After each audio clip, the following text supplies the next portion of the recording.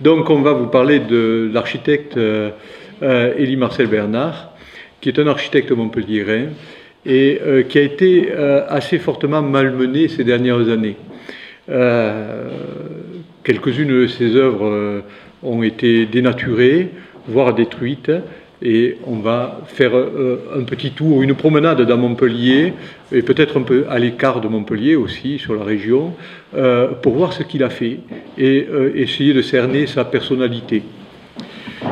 Cet exposé est finalement le fruit d'une proposition de labellisation de quelques-uns de ces monuments, justement à cause des risques qui pesaient sur eux. Et de fait, en décembre 2015, 4 édifices montpelliérains de Marcel Bernard ont été labellisés. On les verra au fur et à mesure. Bon, d'abord, en premier lieu, le kiosque Bosque, je vais vous le dire tout de suite. La tour d'équilibrage dite tour Saint-Éloi, au bout de l'avenue Professeur Grasset. Et puis 2 édifices dépendants de l'éducation nationale, c'est-à-dire le restaurant universitaire des Arceaux. La cité universitaire, c'est pas le restaurant. Merci Clémence. Je parle comme ça. Et puis surtout l'Institut de chimie, on va le voir.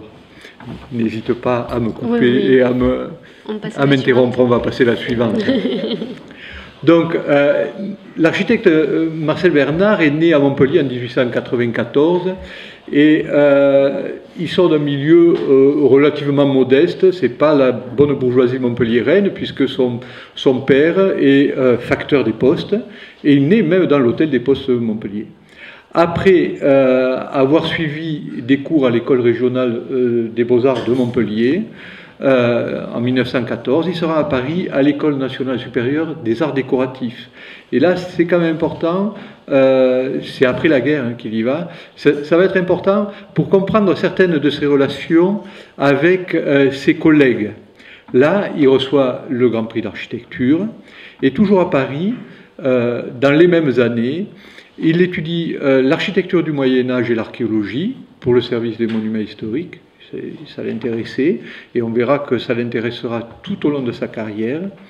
Et il suit également les cours d'art appliqué au métier. C'est là qu'il obtient une médaille d'or avec mention très bien au Conservatoire des Arts et Métiers à Paris. Il suit également les cours de l'École centrale des arts et manufactures, c'est-à-dire une formation plutôt d'ingénieur. Il bénéficie donc de cette double formation, architecte et ingénieur. D'abord installé à Paris, il revient très vite à Montpellier et il va y vivre jusqu'à son décès en 1981. Il se marie à son retour, enfin quelques années après son retour, en 1932, avec une musicienne, Suzanne Pateau, qui était nîmoise. C'est un des rares portraits de près que l'on possède de Marcel Bernard, qui est apparu dans un journal de l'époque, au moment de sa jeunesse. On verra un autre portrait, mais sur la fin de sa vie. Et dans la capitale, au cours de son séjour parisien, il se lie avec plusieurs de ses compatriotes, dont Henri Favier, et il est surtout influencé par l'œuvre de ses aînés, qui ne sont pas montpelliérains, eux surtout, les frères Perret, et on va le voir, là aussi, cette influence va lui coller à la peau jusqu'à la fin de sa carrière.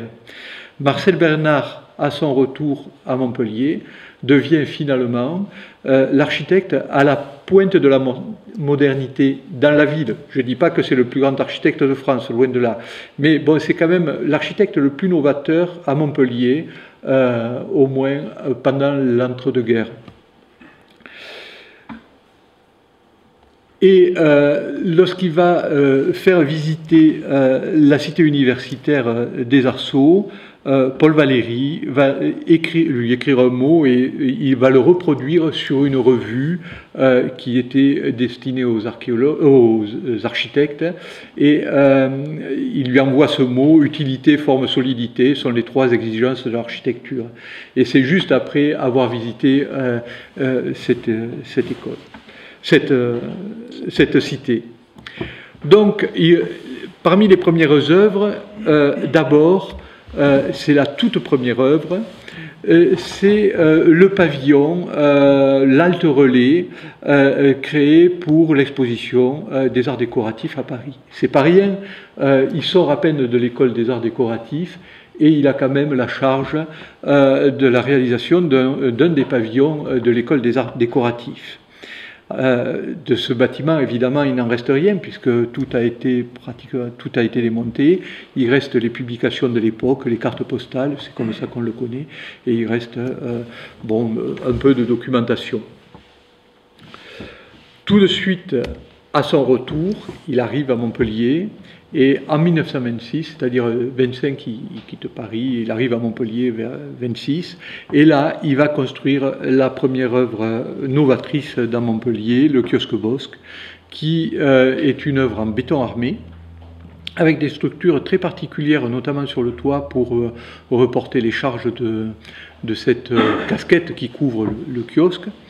Et on va sentir déjà, dès ce moment-là, l'influence des Perret, car c'est une architecture de béton, et vous savez que les Perret excellaient dans ce domaine, et surtout c'est du béton bouchardé, et ils jouent sur l'alternance des zones bouchardées et des zones lisses.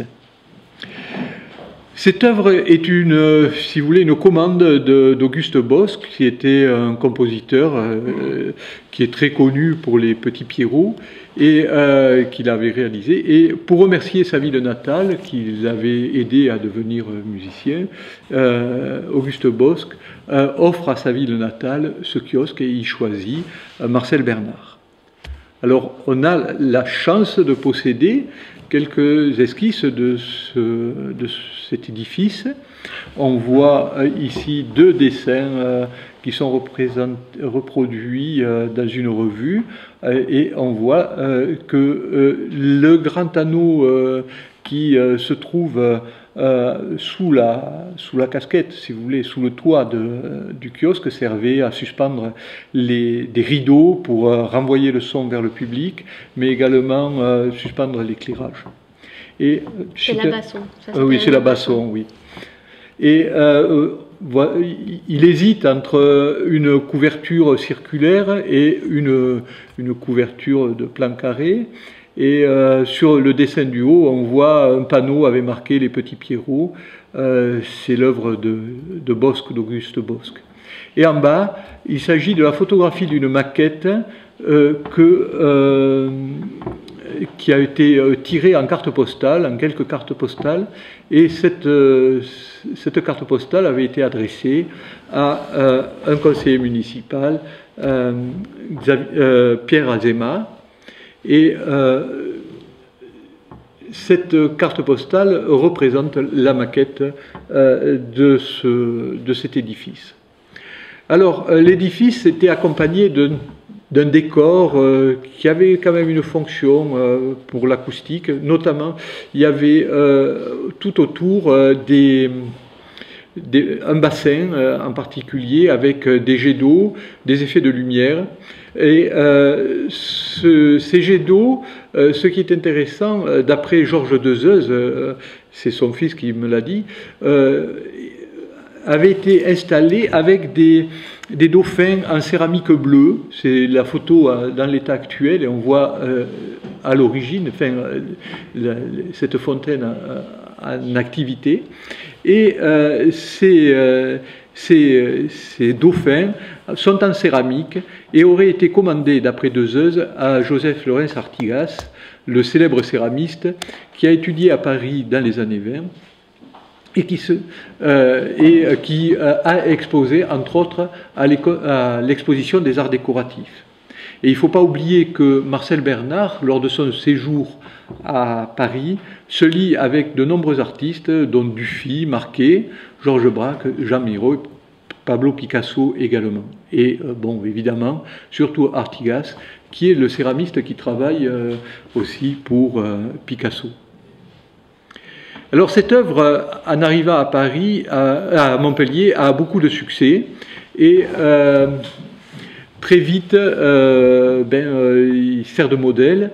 Et l'année suivante, l'agence Carlier, qui est une agence installée à Montpellier depuis 1870 et qui continuera à travailler jusque dans les années 80, va plagier carrément Marcel Bernard, puisqu'ils vont proposer pour la ville de Saint-Affrique ce kiosque qui évoque quand même vraiment l'œuvre de Marcel Bernard. Il ne faut pas oublier que les Carlier sortent tous de l'École nationale des beaux-arts, ce sont des architectes DPLG, contrairement à Marcel Bernard, qui est, lui, ECP, puisque c'est l'École des arts décoratifs. Une de ses premières œuvres évoque une autre œuvre, voici le projet, c'est l'autodrome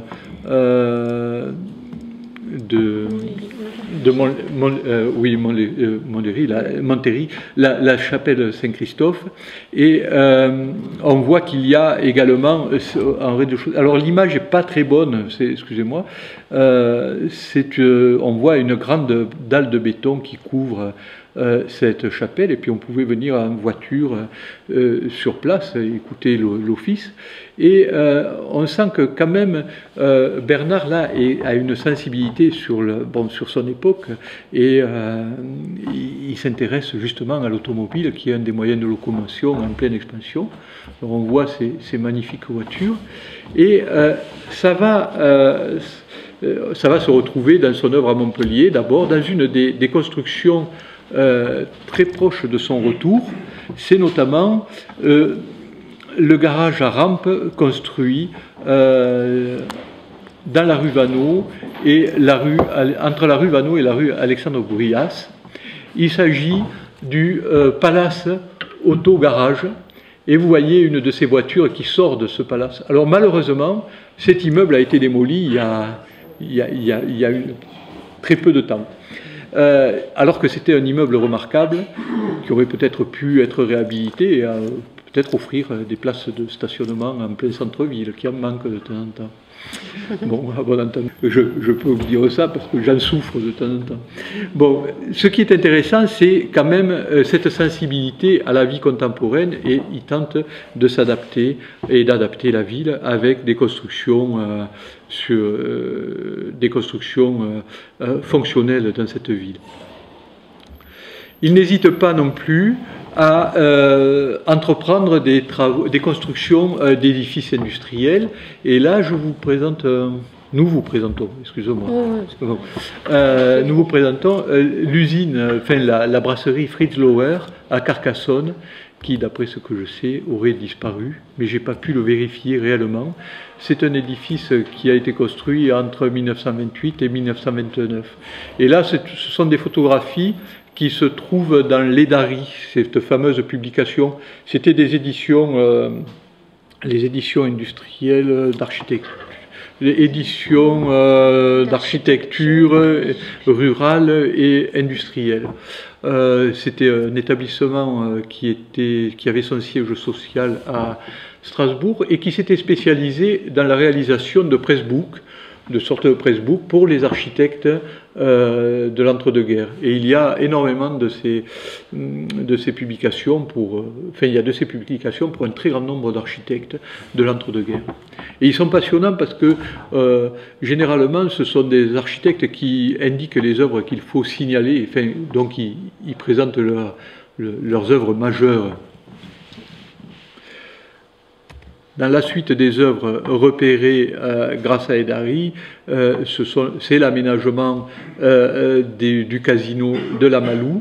Et alors on retrouve sur l'image du bas ces fameuses colonnes avec ces grandes cannelures qui évoquent finalement l'architecture classique. Je dis, c'est un personnage moderne. Il est moderne dans l'utilisation des matériaux, il est moderne dans une certaine forme de dessin. En revanche, il est très classique dans la conception de ses bâtiments. C'est-à-dire que pendant une grande partie de sa carrière, il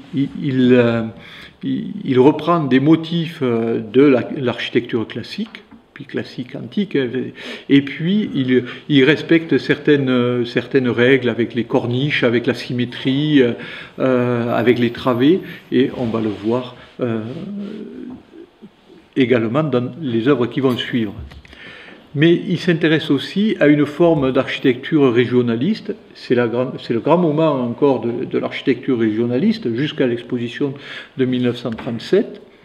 Et on le voit notamment dans son réaménagement des bâtiments de la source Perrier, où il intervient sur un bâtiment préexistant et il installe une belle porte de ferronnerie, et surtout il construit cette entrée évoquant un arc d'une architecture plutôt régionale, un arc à un seul panier.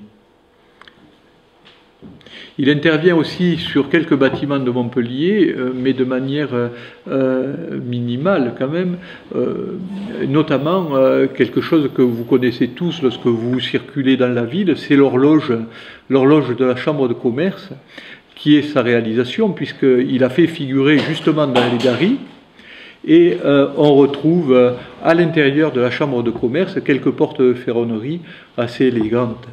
Et son ferronnier, le ferronnier qu'il faisait travailler régulièrement, était Victor Sériès, et il consacrera une page dans son Hédari à ce ferronnier. Alors, entre son arrivée et la guerre, il va avoir de la commande privée. Et puis ça va s'interrompre en 1942 à la suite de la plainte de ses confrères. Et vous allez voir pourquoi. Alors, une des premières œuvres en commande privée est l'immeuble Fage, la propriété Fage, qui est construit en 1937 dans la rue Boyer. Merci. Cet immeuble, Émile Fage n'est pas n'importe qui. Émile Fage le personnage est un entrepreneur de maçonnerie qui est spécialisé dans le béton armé. Et cet édifice va bénéficier d'un second œuvre assez fin, notamment avec un décor de sculpture. Il y a 3 bas-reliefs au bas de la maison, au-dessus des principales baies, 3 bas-reliefs qui scandent en fonction des ouvertures et qui représentent les métiers du bâtiment. Vous voyez des maçons, des coffreurs, des gens qui ont un niveau, et puis des scènes de famille pour l'entrée. Ça, c'est au rez-de-chaussée, les grandes baies, c'est apparemment des ouvertures de l'entreprise, et puis les baies latérales et les petites baies, c'est l'accès à l'immeuble, et on remarque une famille, ça indique que on rentre dans une maison, et puis un personnage qui ressemble étonnamment à Pétain. Et effectivement, lorsqu'on regarde ce profil, on retrouve une médaille de Pétain avec seulement à cette époque-là, il ne faut pas oublier, Pétain reste un héros. Hein, mais c'est quand même intéressant. Et puis, en haut, vous avez un détail de la ferronnerie, de la porte d'entrée, là où il y a la poubelle en bas, sur l'image du bas, voilà la ferronnerie avec un nid, qui est le symbole de l'habitation. Alors, les sculptures seraient de Paul Guéry, qui était le fils d'un maçon et qui reçoit lui aussi une première formation à l'école des Beaux-Arts de Montpellier, sous la direction de Louis Guigues. Et Guéry a travaillé avec Enjalbert, il travaille également avec Bourdelle, et il obtient le 2e Grand Prix de Rome en 1929. On a quelques-unes de ses œuvres sur des caves coopératives, notamment celle de Saint-Georges-d'Orp, mais également sur la sous-préfecture de Béziers. Il réalise plusieurs bas-reliefs. Il fait aussi la clé du grand arc de la cave coopérative de la Roque, sur la route de Ganges. Il y a une espèce de Bacchus enfant. C'est une œuvre de Paul Guéry. Parmi les œuvres réalisées et qui sont vraiment de lui, on connaît l'immeuble en 1928 Bois-Lièvre, dans la rue de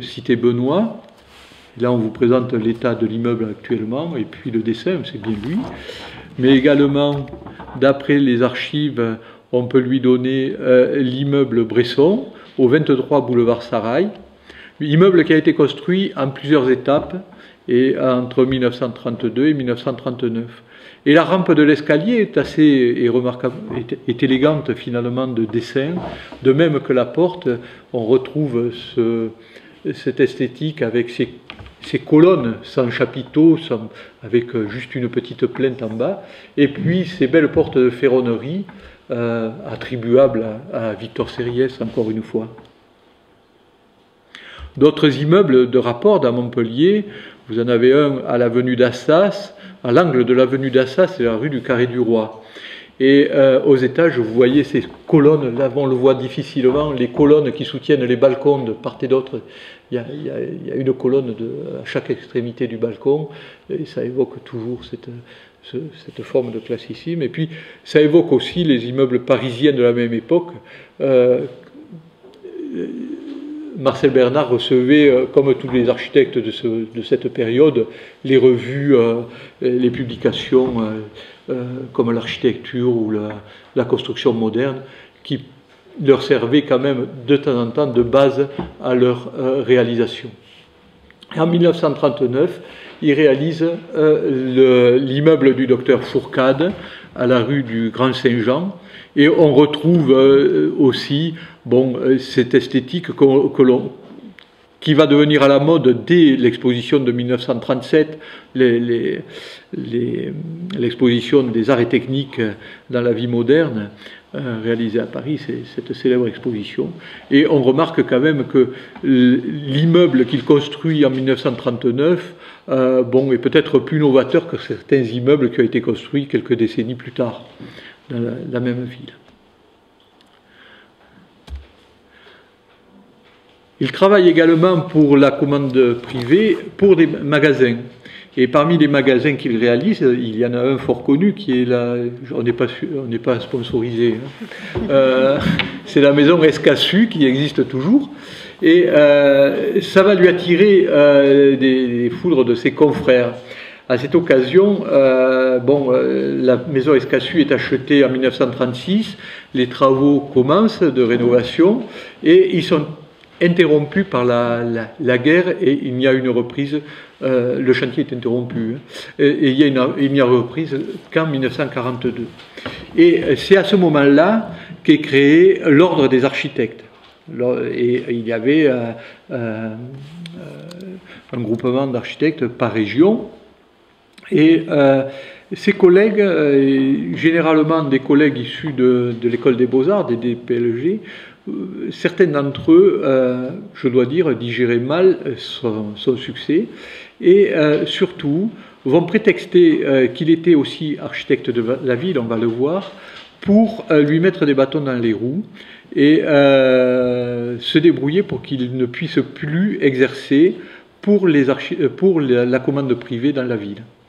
Et donc, à partir de maintenant, on ne va plus trouver dans Montpellier, pour les périodes ultérieures, on ne trouvera plus de commandes privées dans la ville, de la part sinon des aménagements intérieurs relativement discrets. Donc, Marcel Bernard est intéressant parce que non seulement, alors on ne le voit pas là, mais si vous allez sur place, vous le verrez, il est obligé de reculer la façade. Il y a un plan d'alignement à Montpellier qui exige qu'on recule les façades lorsqu'on reconstruit complètement quelque chose. Et donc il est obligé de reculer la façade et il ne reculera pas, et c'est là qu'on va le lui reprocher, il ne reculera pas la partie qui abritait la tour d'escalier. Je crois qu'ils y ont installé... ils ont aménagé quelque chose dans le jardin, dans le magasin, je ne sais plus trop quoi. Et ses collègues vont lui reprocher qu'il n'a pas respecté la totalité de l'alignement. Et parce qu'il avait une certaine sensibilité aussi aux constructions anciennes.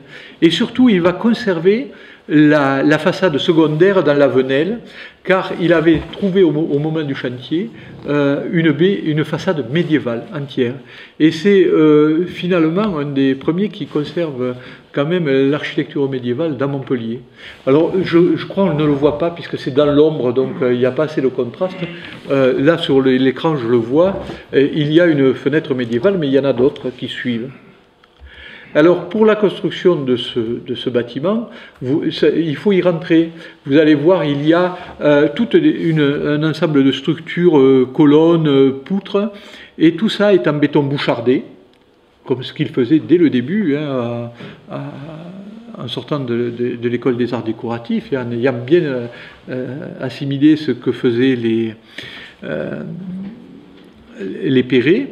Et puis, il va d'abord utiliser des matériaux modernes pour l'époque, c'est-à-dire du grès-cérame, mais du grès-cérame en caisson dans les sols. Ils sont conservés. Chaque fois que je me rends dans ce magasin, je leur demande surtout de conserver le sol, de ne pas mettre un revêtement quelconque.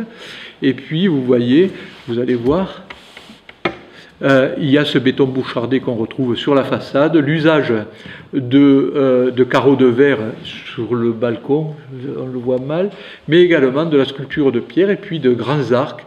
Il cherche à retrouver quand même une écriture en lien avec le reste de l'architecture de la ville. Il ne pose pas une œuvre comme ça, il la parachute pas quand même. Bon, de temps en temps il est mauvais, on l'a vu, on le verra plus tard. Mais là, en règle générale, il s'intègre assez bien dans les constructions qu'il réalise dans la ville. Et d'autant plus que très souvent, il accompagne son projet d'une étude, si ce n'est archéologique, au moins historique. On le verra aussi pour la visitation. Alors, Marcel Bernard devient architecte de l'université. Et il devient architecte de l'université dès 1933. Et il réalise un grand nombre de bâtiments, certains d'ailleurs construits avant sa nomination. Le premier, c'est la cité universitaire des Arceaux, qui est un bâtiment remarquable.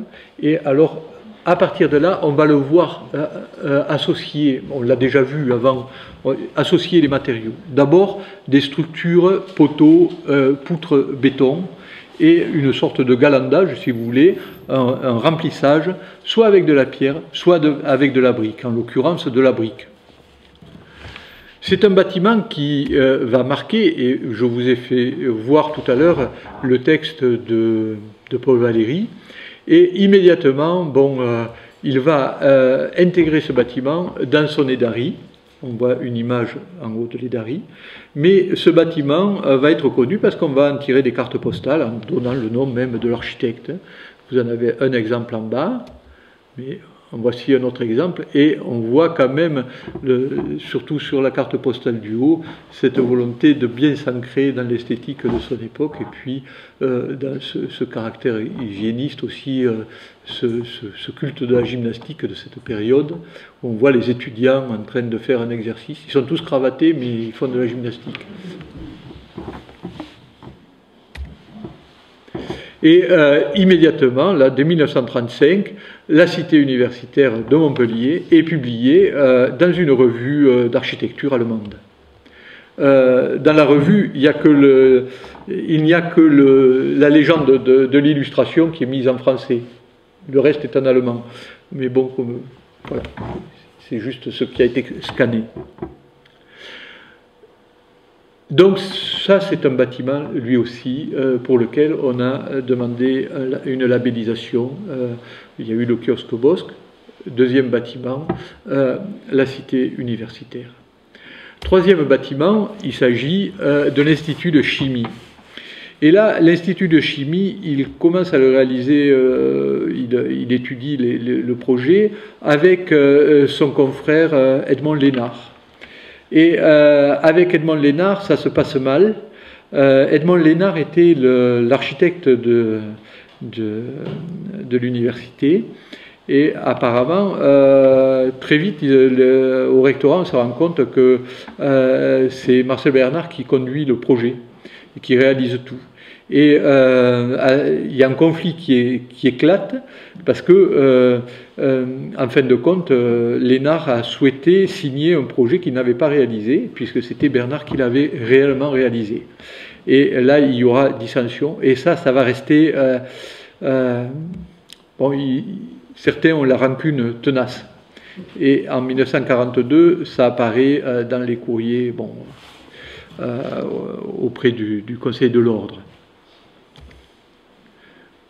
Le second œuvre, à l'intérieur, utilise des matériaux modernes pour l'époque, c'est-à-dire du granito.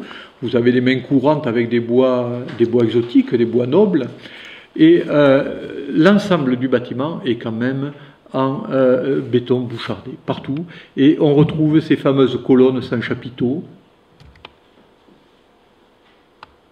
Et il utilise des matériaux locaux, notamment du pavé de Castries, de la briqueterie de Castries, ces pavés de grès qu'utilisait de la terre de Saint-Quentin, mais on retrouve également cette grande dextérité dans l'usage du béton, notamment cette façon de mouler le béton et de réaliser par exemple l'inscription en épargne, si vous voulez, dans le moule, dans le coffrage du béton. Pour le décor intérieur, dans les deux corps latéraux, il y a dans chaque corps un escalier qu'on ne peut pas dire monumental, mais un escalier quand même assez important, mais on manque de recul. Et pour la décoration, eh bien, il fait appel à des artistes locaux, notamment Georges de Zeuze, qui, comme on est dans l'école de chimie, représente les deux corps chimiques bien particuliers de notre région, c'est-à-dire le sel, c'est-à-dire à droite avec les sirènes et puis la formule chimique, et puis de l'autre côté l'alcool.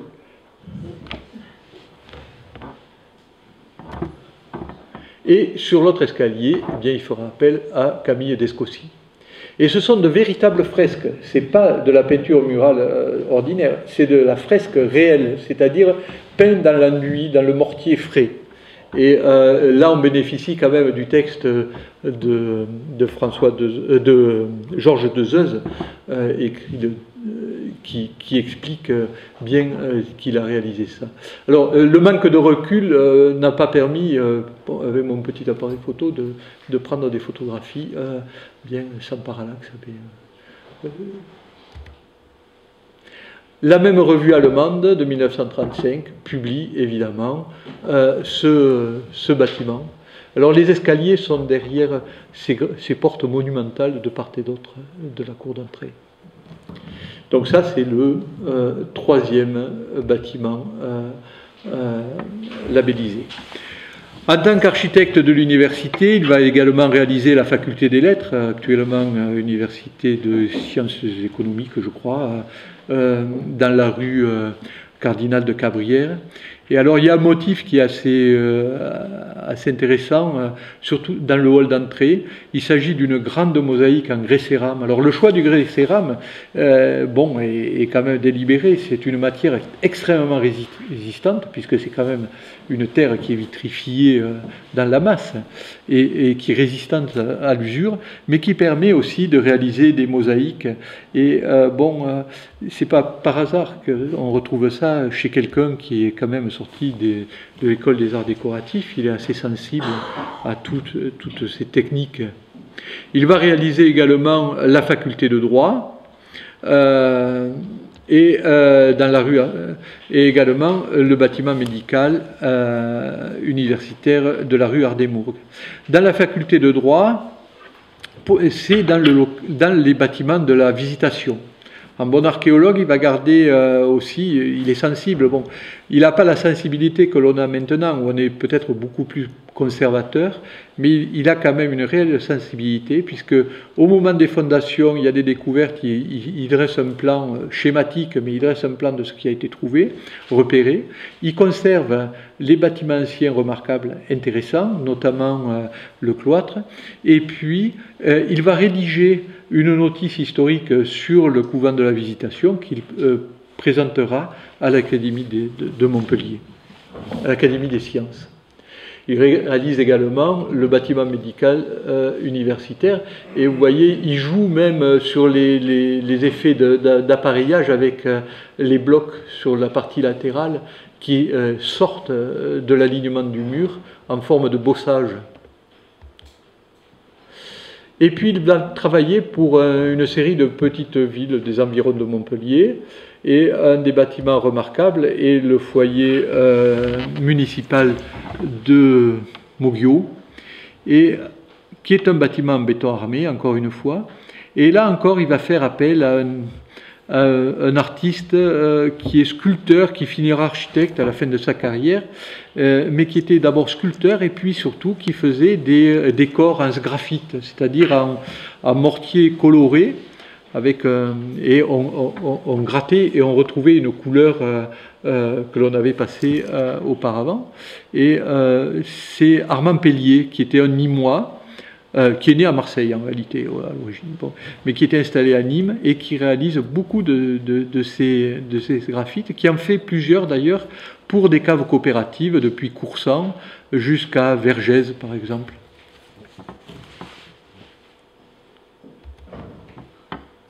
Voici le projet qu'a retrouvé Clémence, l'archive, pour ce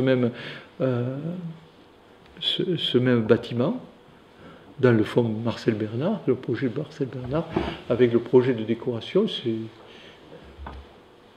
Et puis, surtout, entre 1934 et 1958, il devient architecte de la ville de Montpellier. Marcel Bernard travaille pour la commune et à ce titre, il intervient sur de nombreux édifices. Il est intervenu notamment sur le musée Fabre. Et ce sont des travaux qui ont disparu, mais qui étaient remarquables quand même, qui ne manquaient pas d'intérêt. C'était la suite de l'entrée lorsqu'on passait par la rue Montpellier. Il s'est rendu en Hollande, accompagné de Pierre Azéma, qui était l'adjoint délégué aux Beaux-Arts de Montpellier, pour voir d'autres travaux. Et cette partie-là a disparu dans les récents réaménagements. Il va également s'occuper d'aménagement de squares, notamment le square du boulevard des Arceaux. Et il a également la charge de nombreux bâtiments communaux, de l'adduction d'eau, d'habitations à loyer modéré et également de monuments commémoratifs. Alors, un des monuments, le dernier là, que l'on va évoquer, c'est surtout la colonne d'équilibrage de Saint-Éloi, qui est un bâtiment qui est une construction en béton armé. Il s'agit en réalité d'une construction technique. C'est un édifice qui est destiné à éviter les coups de bélier qui font exploser les canalisations. C'est un évent, si vous voulez. Ça empêche l'air, ça permet l'évacuation de l'air emprisonné dans une canalisation. Car si l'air se dégage d'un coup et que il y a un phénomène qui s'appelle le coup de bélier, et on aurait eu droit à une fuite.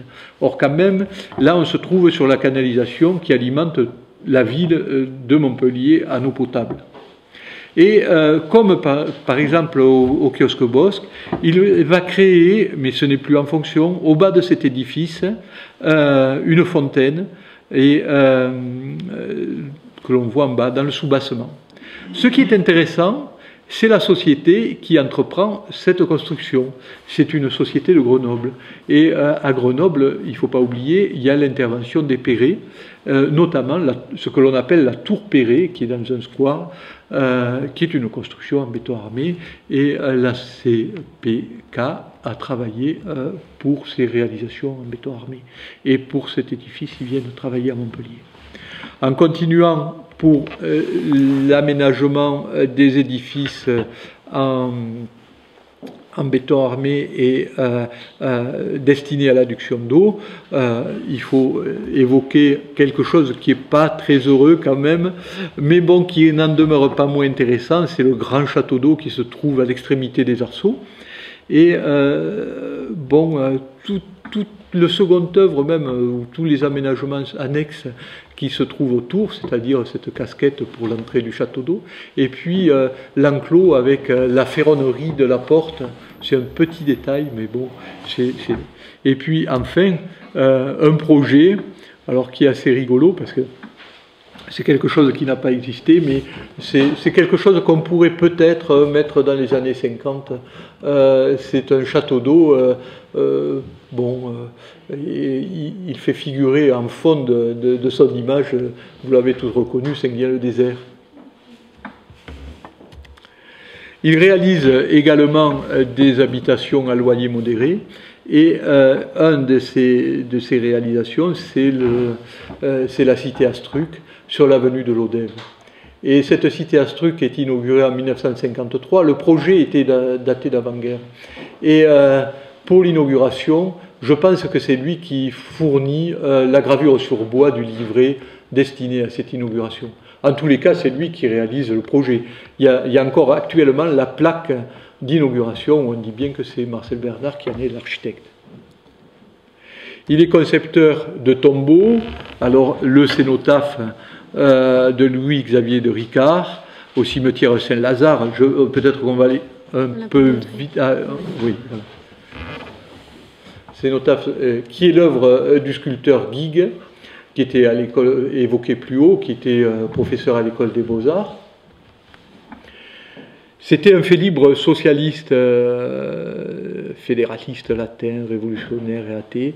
Il réalise également le monument aux martyrs de la Résistance, là avec une sculpture de Pierre Noca, le Sétois, qui a disparu il n'y a pas très longtemps, et qu'il fera travailler à un autre monument que l'on va voir. Les maquettes avaient été demandées à un sculpteur qui travaillait à Foncarade. Foncarade étant un atelier de céramique qui a fonctionné jusqu'après la guerre. Il réalise aussi au Sainte-Marie de la Mer la sépulture du marquis de Baroncelli, le tombeau du peintre Hermann Paul, c'est celui qui a créé la croix de Camargue, que vous connaissez tous en forme d'encre avec un cœur et puis les tridents aux extrémités de la croix, et qui était mort en 1940. Et le tombeau le plus célèbre, c'est celui de la reine d'Italie en 1953. Et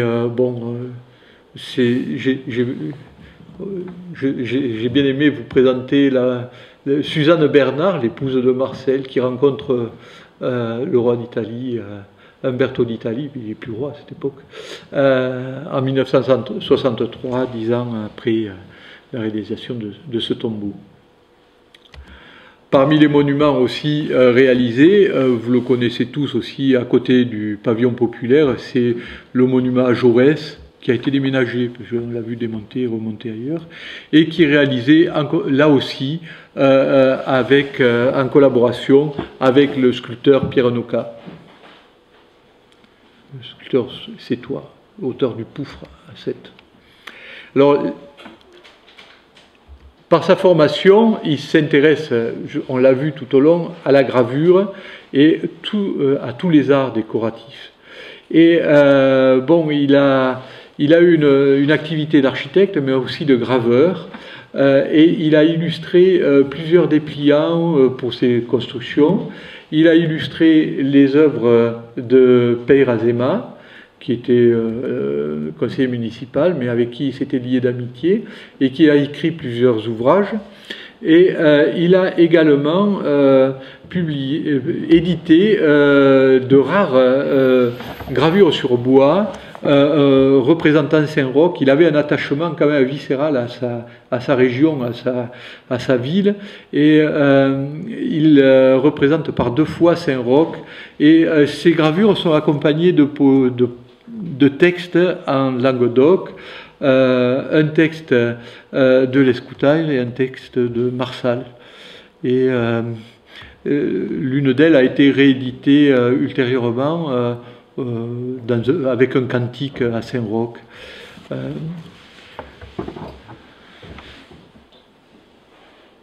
Il va éditer également des études sur le Pérou, j'ai oublié de vous le dire, et des études, une étude sur Salle Visitation, je vous l'ai déjà indiqué. Et puis dans son Édari, il fait la part belle parce que à ses collaborateurs, il en donne la liste, pratiquement comme tous les architectes d'ailleurs, mais il consacre une page entière à l'œuvre de son ferronnier préféré, Victor Sériès. Et on voit cet attachement à la Camargue. Parce que Marcel Bernard a été, mais on va le voir plus loin aussi, très attaché aux traditions locales.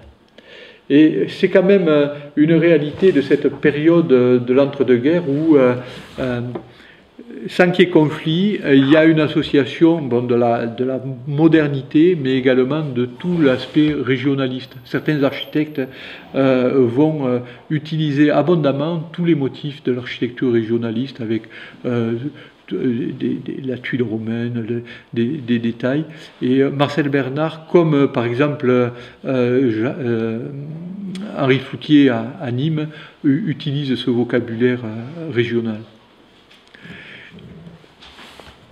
Il était très lié aux artistes de son époque. Alors on a vu tout au long de cette projection des œuvres de Guigues, de Pierre Noca.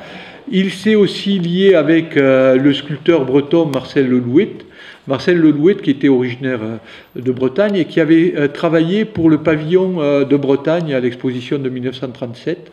Et il lui demande de tailler le portrait de son épouse dans la pierre. Et il est lié également à Armand Pellier pour les réalisations, la réalisation d'un sgraffite, mais également certainement pour la commande de Pierre de Vers, car Pellier avait acquis au moment de la guerre les carrières de Vers et a diffusé cette pierre dans toute la région. Il y a plusieurs édifices qui ont certainement utilisé cette pierre, des édifices de Marcel Bernard. Je pense notamment à la stèle, bon, on a un doute sur l'attribution. Et Bernard, ses collègues des PLG apparaissent très peu dans son entourage. Tiens, il y a une faute orthographe entourage. On sent qu'il n'y a pas d'excellente relation entre eux. Et on le sent dans l'ensemble des papiers qu'on a pu avoir. En revanche, ce que l'on sait, c'est qu'on le retrouve lié à plusieurs écrivains locaux, que ce soit Chanson ou Masrouquette. Et puis, il a surtout des attaches très étroites avec les faits libres et également avec les tenants de la Camargue, puisqu'il va s'attacher à maintenir la tradition de l'élevage du cheval de Camargue et surtout de la race du cheval de Camargue. Et il va acquérir un mas, le Petit Saint-Jean en Camargue, et là c'est sur la fin de sa vie, on le retrouve habillé avec son costume de gardien et son épouse en arlésienne, où il reçoit tout Montpellier, tout le milieu montpelliérain dans son mas. Et c'est sur cette image que l'on va s'arrêter. Et tout le fond Bernard est consultable aux archives municipales s'il y en a qui sont intéressés. Oui, alors là aussi on attire votre attention sur les fonds d'architectes. Ça ne fait pas partie des fonds publics. Les fonds publics vont soit aux archives communales, soit aux archives départementales. Mais il se peut que, par exemple, les archives d'un notaire doivent aller obligatoirement aux archives départementales. C'est-à-dire, un registre de notaire est un bien inaliénable. Lorsqu'on envoie chez les bouquinistes, ils n'ont pas à le vendre. C'est quelque chose qui est inaliénable, ça appartient à tous. Et à la différence, les fonds d'architectes sont des fonds privés.